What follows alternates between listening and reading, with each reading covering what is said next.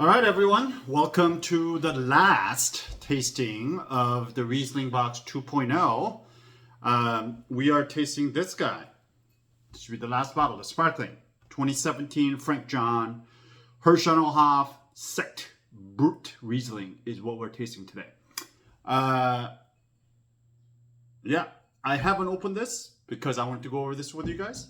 Most of you guys should know how to open this by now, but we do have some new folks in the call. So just to demonstrate how to safely open a sparkling bottle of wine. So usually there's a foil here on top. So you take that off, right? Or you can cut it off with a knife if you like. So there's usually this cage, right, on top, and there's that little knob, little handle that comes out. So you pull that down. So now it's sticking out on the side. There's this one is all sparkling wines have different kind of pressure inside, but ones that are made in champagne method, which is what this one is made in, or traditional method. We'll go over what that means in a sec. But they have the most amount of air pressure inside. There's usually about twice as much as what's in the car tires. So there's a lot of air in here. So as soon as this cage comes loose, this becomes a pneumatic weapon. So be very careful where you point this when you're opening this. I oftentimes see people taking this cage off and setting it on the table and walking away. That shit makes me just like, I don't know, clinch up. It makes my butthole clinch. That's how much. That's how much. Sorry for the graphic picture, but that's how much it bothers me when I see that, because it's very, very dangerous. And most of you guys know this story already, but we have Marty, we call him Godfather, who is a 75-year-old ophthalmologist. He's seen 4 patients in his career who's lost their eyesight to being hit in the eye with a cork. So this should really happen. So be careful. So whether it's Cava, whether it's Champagne, whether it's Sekt, they all, for some reason, all have 5.5 turns. So by the time you get to the 6th turn, this will come loose. So let's do 1, 2, 3, 4, 5, 6. And then now it's loose, right? At this point, this is a pneumatic weapon, like I said. Never take this thumb off or have your hand over it. Have something over it so it doesn't accidentally pop off. I normally do not take this cage off. I just keep it on there. I use it as a way to kind of hold on to the bottle. And instead of trying to hold the top, I just twist the bottom. And then just move it back and forth, and you'll feel the cork go. In any times, you'll just let this go. You make that popping sound that you see in the movie, which is amazing. But in the restaurant, this is how we're taught, which is you do it slowly, and then you go for the nun's fart, which is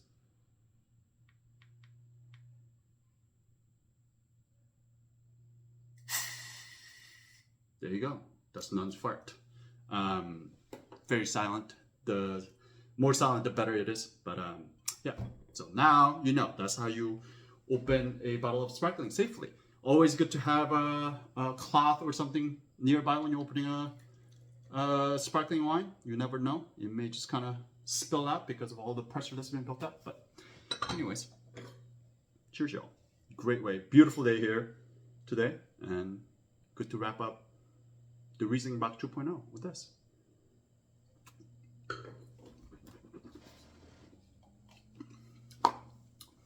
Oh my God. That is so good. All right, just a few announcements. Wine Prom tickets are still on sale. So I'm obviously recording this before I leave for India. This is actually the last recording I'm doing before I leave for India.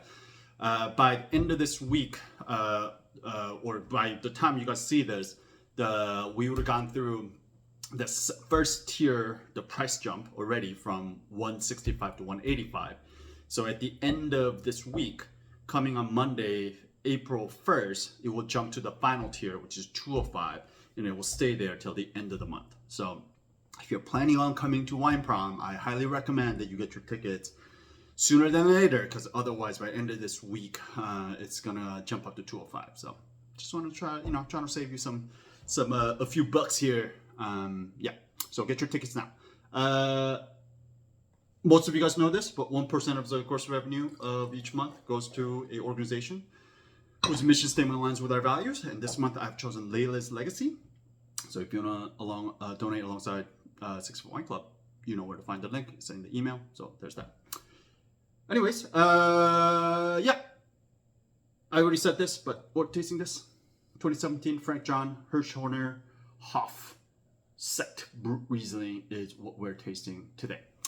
So where are we? Look at the map. This will be sent out to you with the same map, but with the email. But we are wrapping it all up in Pfalz. So we were in Mosel the first month, right? And then we are in Rheingau the first week, and the Rheingau in the second week. And then we are in Rheinhessen last week, right? With the Gundelach.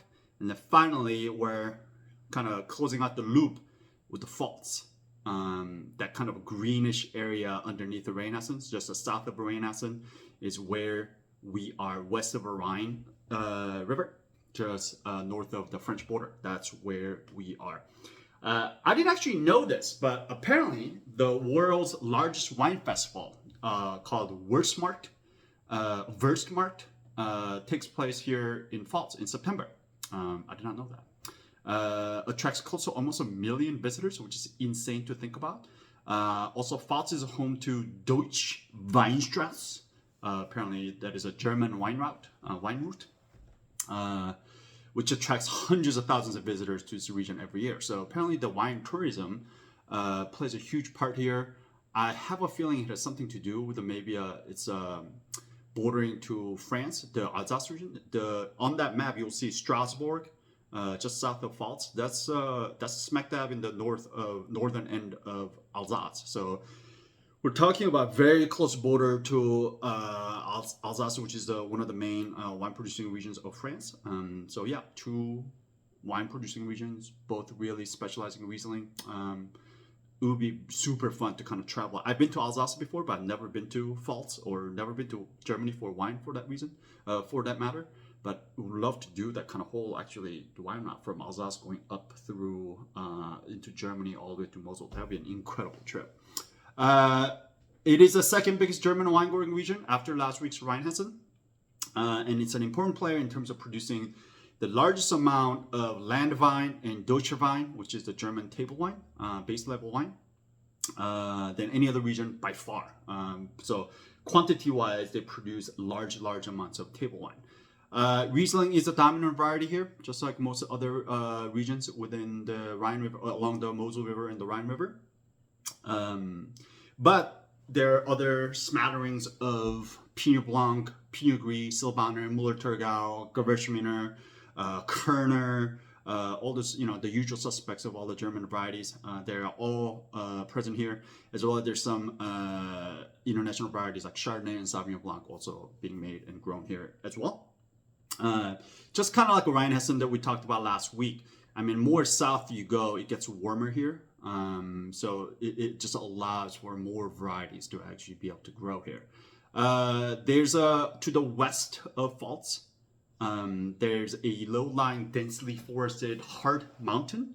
I don't know if you're familiar, we talked about Vosges Mountain, which plays a similar role in Alsace, but these mountains kind of play a rain shadow for the region.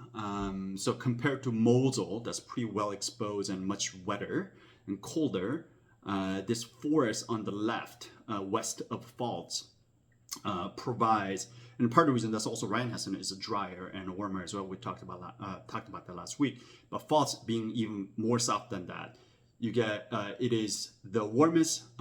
It is dry, so you tend to get a lot more relatively warm and dry climate, just like you get in Rheinhessen. Compared to Mosel, this is noticeably warmer. If you ever travel that region, you will feel that temperature difference between Mosel and Pfalz, and obviously for that reason, it is responsible for producing Germany's fullest and most kind of tropical Riesling, with a noticeable amount of extract and warmth and body and all those things that come with a warmer temperature.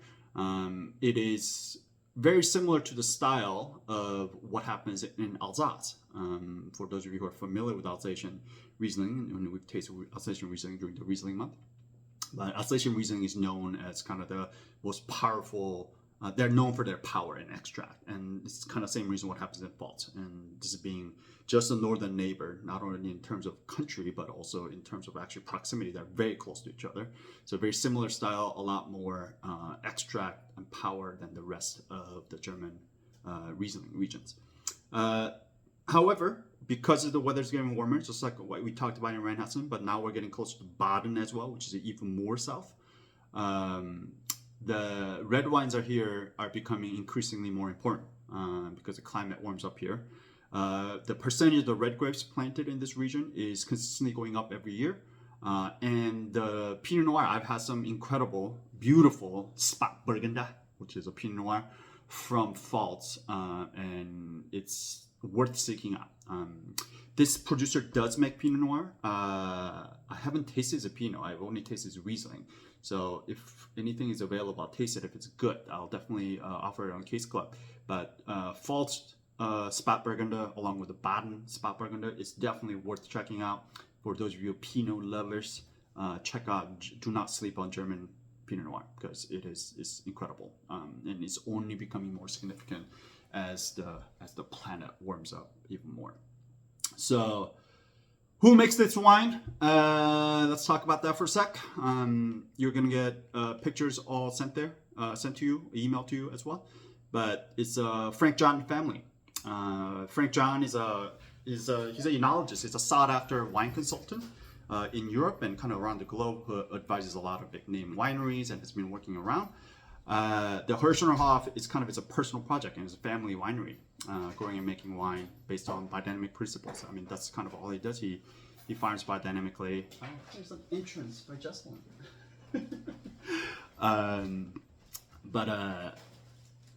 If you want some delicious sparkling Riesling. Ooh, yes. Yeah. So his is a personal project and a family winery that he started based on biodynamic principles. He bought the property in 2002, then renovated this 400-year-old Renaissance building and turned it into a winery. He runs a bed and breakfast out of there as well. It's a farm, and he does all kinds of stuff out of there. You got a picture of it. It looks like a beautiful property. But check it out. He farms it and grows it. Farms and makes wine along with his wife as well as his 2 children. So it's truly a family kind of affair. Sebastian and Dorothea are the names of his children. His landholding is only 3 hectares in size, so very, very small project. We're talking about minuscule amount of wines being made here.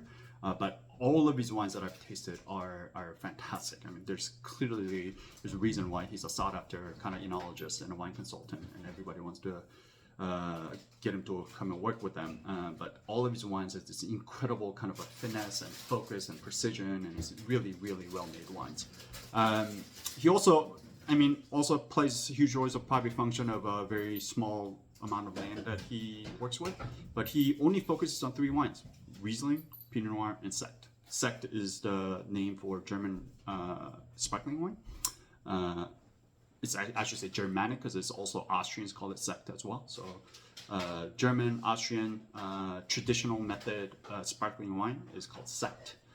If you never had Sekt, do not sleep on it. It's incredibly, incredibly delicious stuff. But yeah, he only makes 3 of those things, so he gets to kind of focus his energy on really developing and improving those 3 wines, and they're very good. He has farmed biodynamically since the beginning, and then became Demeter certified in 2012.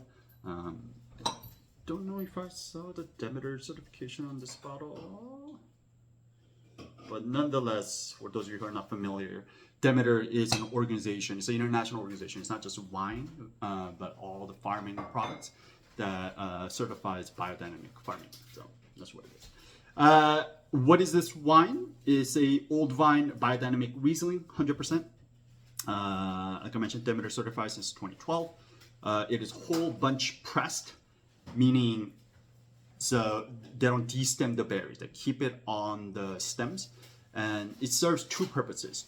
One, when you usually destem berries and press it, there's a lot more phenolic extraction because there's a lot more juice to the skins and it gets crushed, as opposed to when there are these spaces that are left between the stems and the berries, the juices can flow more evenly. They spend less time in contact with the skins themselves, so it extracts less. So what it tells you is that maybe perhaps he's trying to extract more of just kind of that delicate kind of aromas, trying to be gentler about it. It's aged in large neutral barrels, very classic traditional practice here. And it goes through a traditional method or method traditional or method champenois. So let's talk about that for a second, what that means. There are different ways to get bubbles into wine. So there's a Prosecco method, or the cheapest way to do it is these are like the Andres that you see on Safeway shelves. You basically make the wine and then you basically pump CO2 into it as if like you're doing it in a it's like a soda gun at a bar. So those bubbles tend to be really big and aggressive. They dissipate really quickly, but it's just to get bubbles in there, right? So it's like a club soda of wine is essentially what that method is, like Andre. The second method is a tank method, or Martinotti method, or Prosecco method. It's essentially, it goes through two fermentations. So you make the base wine, and then you put that in a big, gigantic stainless steel tank. You throw some yeast, you throw some sugar in there. Yeast eats up the sugar. They produce CO2. They fart out CO2 as its byproduct. There's nowhere for that to go because it's capped inside this gigantic tank. It dissolves into the wine, becomes sparkling. Then you filter that wine, you put it into a bottle, and you sell it off. You bottle it and sell it off. That's how Prosecco is made. The whole point of that is really hold on to the fruit and the delicate aromas. It's not about developing more complex, brioche, like bready, yeasty kind of flavors by letting it spend a lot of time on lees, which are dead yeast cells. It's not about just getting that bottle, second fermentation done, keeping that CO2 dissolved into the wine, filtering, bottling, and selling it off. And then finally, the most expensive and most time intensive, as well as a labor intensive method is called traditional method, or method champenois, champagne method, which is, so you do the first, you make the first base wine, just like you make any other wine. And then the second fermentation that happens inside a tank in tank method or Prosecco method, instead you do that inside the bottle. So you make the base wine, they put it inside this bottle, and then they threw some yeast and sugar into this bottle. And they cap it usually with a crown cap, so beer cap. So same thing happens, right? The yeast eats up sugar, and then they fart out CO2, it dissolves into wine, it becomes sparkling, and then after a while, after it eats up all the sugar, it dies, right? And then those dead yeast cells are trapped inside that bottle. And now you spend time leaving the wine on those lees because it develops what's called autolytic flavors or aromas. If you look at the grid, the secondary aromas, there's a section that calls for autolytic flavors or autolysis. That's exactly what they're talking about. So you leave it on the lees and it develops this kind of like pizza dough, bread dough, biscuit, brioche, that kind of like a really savory aromas. And that's what you want. That's what you're after. In champagne or Sekt or even cava, those are all made according to the same through the same method. And what you're really trying to get after is those kind of complex savory flavors of letting the wine spend time on lees. So what they do is they put a crown cap on it, throw some yeast, throw some sugar on it on a fermented wine, the base wine. They leave it on the side. Fancy French word is surlat. They leave it laying on the side flat like this, and every once in a while, every couple of weeks, somebody will come in, and largely this is done by machine these days, but it can still be done by hand. In fact, this bottle was hand riddled, meaning this was all done by hand. This process I'm about to describe is what I mean by riddling. So basically, somebody comes in, they turn the bottle a little bit, and then they increase. Basically, these bottles are stuck inside of a huge like A-frame, basically, with a bunch of holes in it. So you stick the bottle inside, it's laying on the side. Somebody will come in, they turn it about quarter turn and increase the degree of the bottle by like 5 degrees.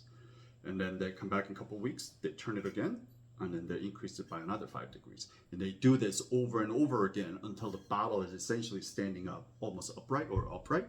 So all those dead yeast cells would have collected at the bottom, the tip of the bottle by this point, right? Just imagine this upside down, but imagine this is the tip of the bottle. So it will all be at the tip of the bottle. and it would have spent all those time in on the lees, picking up those savory autolytic flavors that I was telling you about. And then now the problem becomes, how do you get rid of these dead yeast cells, the lees, inside the bottle, right? So you collect it all in the bottom, you take this bottle, you dip it in freezing brine solution. So basically tip of the wine, tip of the bottle gets frozen, and there's a little ice puck now containing all the dead yeast cells on there. Now you flip the wine over, you pop it open, and because of built up pressure inside the wine bottle, it shoots that ice puck out that contains all that dead yeast cells, lees, and then now wine is free of lees, dead yeast cells, and it's clear. And obviously you're going to lose some wine because all the wine will spill out, right, from the pressure. So now you top it off with a little more of that base wine, and at this point you add something called dosage, which is a French word describing how much sugar gets added. You add a little bit of sugar on there, or sometimes you don't have. Sometimes some winemakers don't put any more sugar on there. So zero dosage. If you ever seen Brut nature, Brut zero, that's what it means. That means there was no dosage added. But oftentimes I will add a little bit of dosage on there because just to balance out the acid. Almost all sparkling wines, all base wines have really, really aggressively high acid. The acid is what makes sparkling wine really kind of delicious and refreshing. So, to kind of balance out that aggressiveness of the acid, they usually throw a little bit of sugar on there, just kind of balance it out. This one does have 4 grams per liter of sugar added to this. So for those of you who are trying to calibrate your senses, this is what 4 grams of dosage tastes like, which is nothing, which is very, very low amount of dosage. That's kind of what Brut means. So Brut means it could be 0, but usually up to about like 8 grams per liter. So anything in between is Brut, anything below that extra Brut, 0 Brut, Brut nature, and then it goes up Sekt, demi-sec, du. These are all French terms for describing that how much dosage has been added to the wine. So this wine, old vine dynamic Riesling, 100%, whole bunch pressed. Then they ferment, they make the base wine in a big, large wooden neutral barrels, right?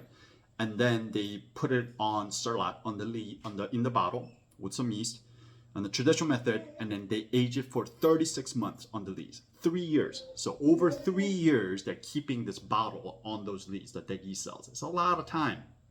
36 months is, by the way, is the least amount of time that's required by champagne, vintage champagne. So if you ever see champagne that has a year written on it, that's a vintage champagne. In order for you to declare vintage, in order for you to put a year on your champagne bottle, you have to age it on the lees for at least 36 months. Oftentimes they do it for longer, but at minimum they do it for 36 months. Frank John does it for at least 36 months. This particular vintage, he did it for 37 months. Got that information from the importer.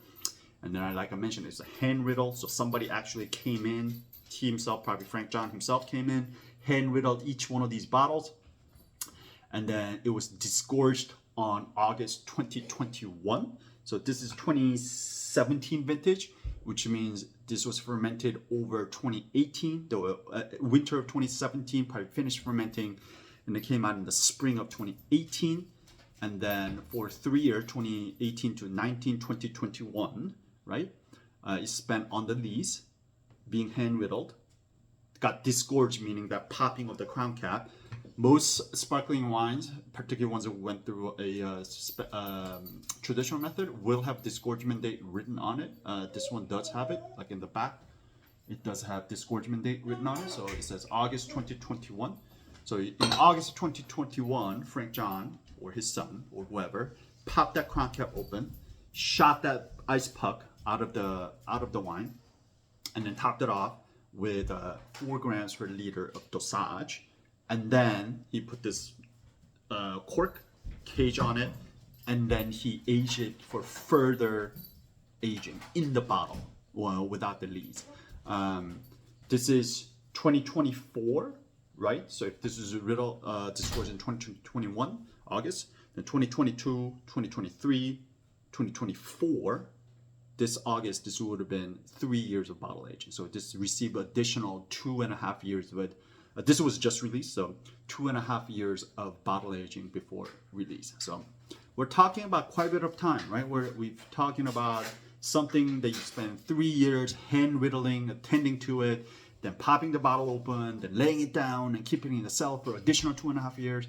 So that's part of the reason why champagnes are expensive, and even ones like this, Sekt, like handmade, hand whittled, vintage Sekt like this is a pretty rare thing. It's a pretty special thing because it just takes a lot of time and care to make it happen. So that's what this wine is. I know that was a lot of technical information that I just threw out there. So if you have any questions, feel free to shoot me an email and let me know. But hearing none, since I don't have you guys as an audience today, let's taste the wine. All right. So appearance. This wine is clear. There is a intensity-wise, I'm gonna call this probably, there's some color on it. I mean, it's not nothing. So I'm gonna probably call this a medium. Lemon gold, somewhere between lemon and gold. I won't go all the way to gold. I won't put this in lemon either. As the wine ages, as the white wine ages, it picks up more of that darker yellow gold to eventually to amber brown color. So you can tell within that, 7-year journey since this was picked, this has picked up some of that gold color, but still very, very, looking very, very youthful. Other observation, there's definitely bubbles and pétillants here, right? You give it a swirl, you can tell it's very persistent bubbles. There's just tiny, tiny pinprick bubbles that are coming up from the glass going up. I mean, this is something you expect from champagne or anything that has spent this amount of time on the lees inside the bottle. The longer time the wine spends in the bottle, the finer these bubbles become. So this, that's kind of what champagne is known for, that kind of persistent, super fine bubbles that just doesn't go away, that it's always there. And this definitely has something very similar to it. Very, very tiny bubbles that continue to pop up from the bottom. But yeah, there you go. All right, nose. This one is clean. This one is sound. Oh, it smells so good. It smells so good. Intensity. I'm gonna call that medium plus, right? I mean, I may even call this pronounced. I mean, this is, like, I smell it far up here. That's pretty far. I'm gonna call this pronounced. Pronounced intensity of, let's go to the second page. Floral. I think so. I think there's a little bit of that kind of like white flower, blossomy, kind of like acacia, honeysuckle, that kind of thing going on here, for sure. Green fruit, yeah, perhaps like a little yellow apple, green apple, pear, things like that. Citrus fruit, for sure. There's that like really ripe Meyer lemon, maybe even like a little bit of like orange peel, but really like that ton of that like lemony scent, maybe a little lime, but lemon, Meyer lemon, that kind of orangey, kind of like orangey lemon type of thing. Touch of stone fruit, yeah, I can get that like little white peach, all of that. Not much of tropical, no red fruit, no black fruit. The nature of fruit here is just really, really fresh, ripe, just delicious. The fact that this wine is 7 years old, yet there's this much, I mean, everything here, aromas in terms of fruit, is not even close to getting into tertiary. I mean, this is still very much, very fresh, very primary driven wine, right? Herbaceous? No, I don't get much herbaceous here. No herbal, no herbaceous. Maybe a little bit of like a touch of spice here. Maybe you could convince me maybe there's like a touch of like a little white pepper or something savory like that. But yeah, in general, this is still very much of a the primary fruit, like citrus and green fruit driven wine. And then the stoniness, for sure. There's that kind of like whetstone, flinty, they talk about like gun smoke, There's some of that kind of like flinty, not like jumping out of the glass, but there's definitely some whetstone minerality running through it as well. Secondary, yeast, for sure. I mean, this is something I smell immediately. This all that time, 3 years, right, on the lease. This is kind of what I'm talking about. There's a bit of like the bread dough. There's like a little bit of biscuit. There's things that are happening here. There's a little bit of like a toast level here. It's not just the dough itself. There's something toasty, something a little brown and toasty. It's delicious. MLF, I am notoriously terrible. Most of you guys know this at smelling MLF. Maybe we'll go through in the taste, but yeah. No new oak here. There's nothing in the new oak, no baking spices, none of this. Any of the tertiary? Perhaps I am getting maybe a little bit of this, like a little honeyed note. There's a little bit of like a beeswax kind of a thing coming on here. So a little bit of hay, touch of that like a marzipan. Maybe some of that, like a little bit of just a touch of oxidation, but still very, very fresh. Like I don't want to give off an impression that I think there's some oxidation on this wine or anything like that. There's still very much of a primary fruit driven fresh wine. Again, striking, impressive, the fact that this is 7 years old and that it is this fresh. I am starting to see maybe a touch of this oxidation coming on through marzipan, a little bit of that honey, a little bit of that kind of beeswax kind of a thing going on, but it smells great. Fantastic. All right, palate. Let's taste it.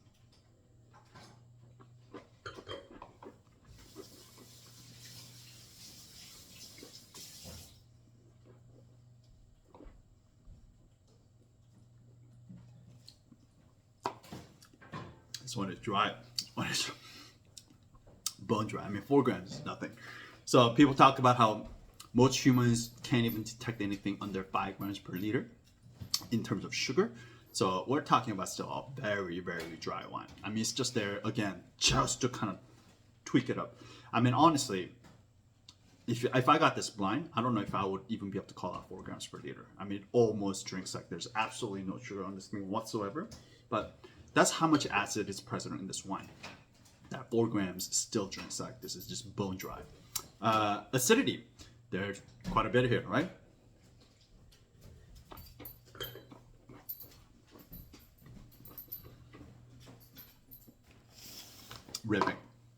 Ripping acidity. My mouth is watering. I'm like leaking across the keyboard. Calling this a high acid. No tannin. Alcohol, I don't know, medium minus, maybe like 11%. 11.5%. There you go. So medium minus. Body.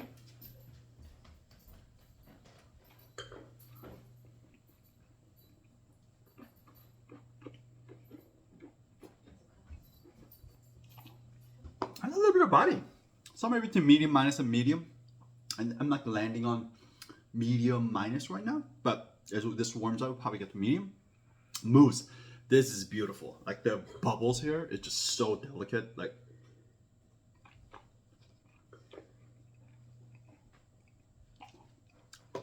super fine, just pinpricks. Yeah, very, very delicate mousse here. Yeah, it's fantastic. Flavor intensity. I'm gonna. This is also borderline pronounced. Like,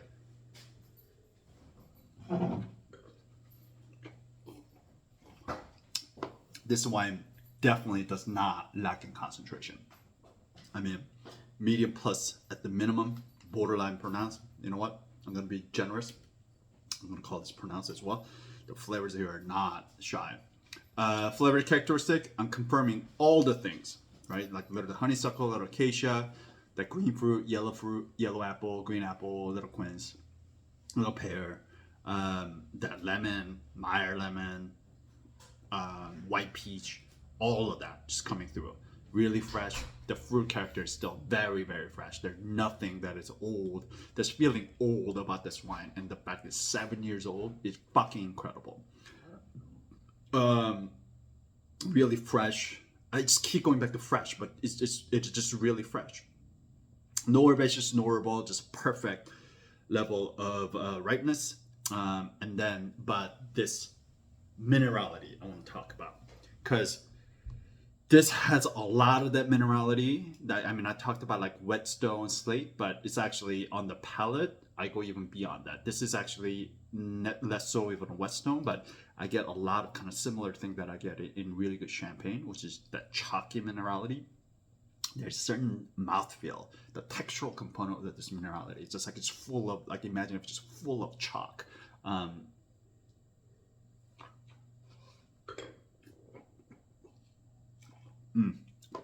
Yeah, that chalky, slaty. There's something just a lot of rocks in the glass. It's the only way to say it, but a ton of minerality running through this wine. That yeast is still there.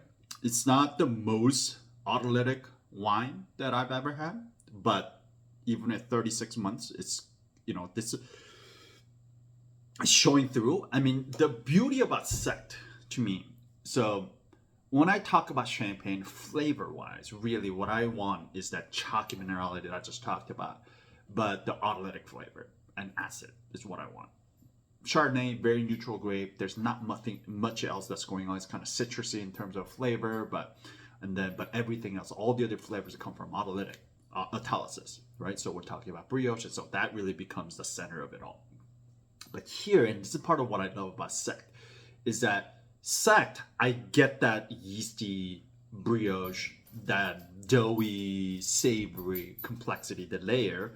But on top of that, you get this really aromatic, expressive Riesling on top of singing as well. There's that florality. There's that citrus, right? All of that just singing on top of it is what makes Sekt just beautiful. To me, Sekt is a sleeper. A lot of people don't know about it. A lot of people don't think of it, and this is part of the reason why I love Riesling. Riesling is my favorite variety because you can make wines like this that rivals champagne. If you ask me, this has a lot more aromatic, expressive notes on top than it's different from champagne, but it's no less. It's not any worse. It's not any better. It's just a different animal, but it is comparable, and it stands on its own. So you can make sparkling like this. All the still wines that we had today, it can be sweet, it can be still, it can be youthful, it can be old. This is 7 years old, still so fresh. It's got tons of age left here. So all that kind of a variety, just the range that the Riesling can take on is what makes it incredible. So that's why if I had to pick just one variety to drink for the rest of my life, it would most likely be Riesling, because you can find anything that you were kind of looking for along that spectrum. But anyways, I digress. Let's coming back to it, the minerality. There's that kind of chalky, but there's also that slaty minerality. There's ton of rocks minerality running through here.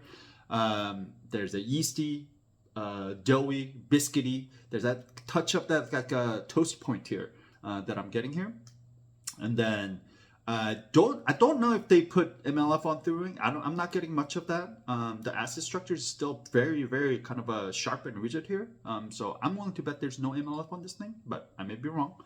And then in terms of tertiary, again, I get just a touch of this tertiary starting to kick in. Maybe there's a little bit of that honey, a little bit of beeswax. I keep going back to the kind of like waxy kind of a thing. And then just touch up that kind of marzipan. But again, this is just starting to like peak. It's just like a little bit like peeking through. This is still very, very fresh, primary driven wine. And it's got a ton of age, years to go. Finish.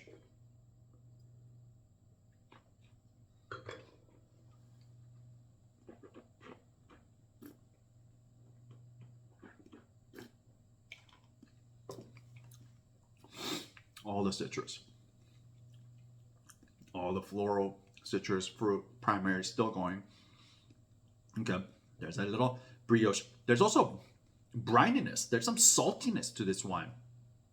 It's another layer. There's some salt, which is super cool. Some salt. Now that kind of that leesy cheese rind, that thing comes in, and then the minerality kicks in. It stays there. Oh my god. I'm gonna call this wine at least medium plus finish. I want to go too long, but it's got some length. I mean, this wine does not just hit it and quit it kind of wine.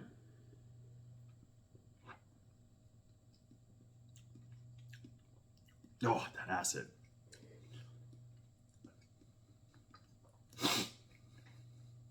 Oh yeah. I'm gonna call this medium plus, bordering on long, but right now I'm gonna call it medium plus. I do think this is also gonna open up quite a bit with some air.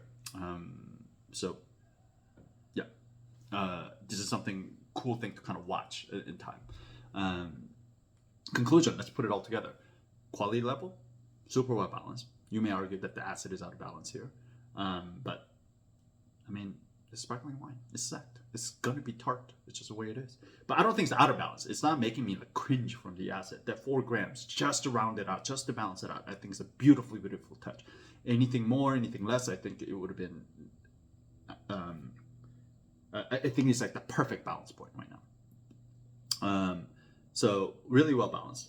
Concentration, we called it pronounced on the nose, medium plus, borderline pronounced. Let's call it pronounced as well. So pronounced on the palate. The concentration here is fantastic. There's a lot of intensity to this wine.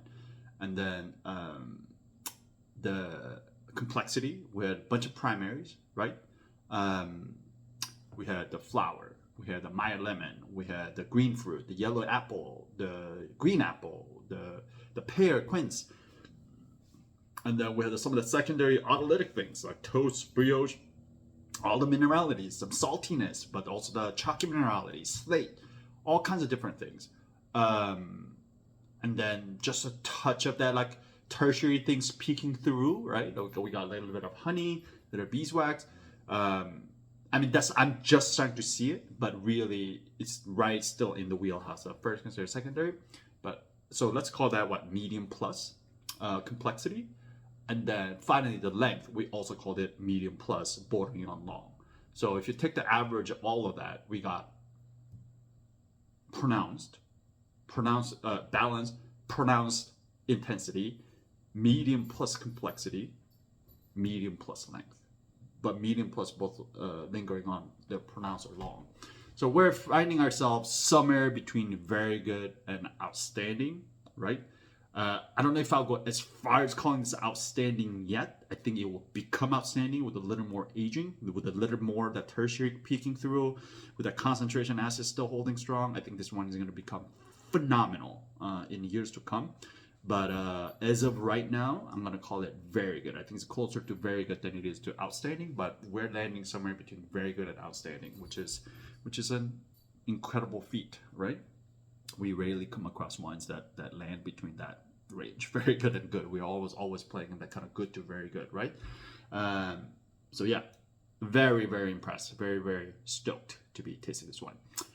Ready for readiness to drink and potential for aging.